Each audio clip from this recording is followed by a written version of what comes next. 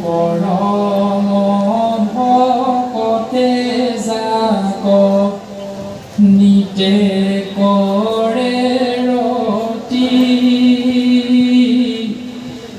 সেই ভাগৱত ধৰ্ম জানিবামে পতি।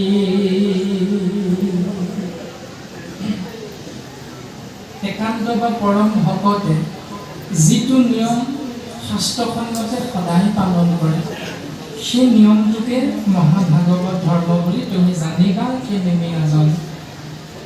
এতিয়া ভগৱন্ত ক'ত থাকে বুলি ক'লে আমি স্বাভাৱিকতে বুজি পাওঁ। নামঘোষা শাস্ত্ৰত গুৰুজনাই কৈছে, কীৰ্তন গ্ৰন্থটো গুৰুজন বস্তুৱে কৈছে।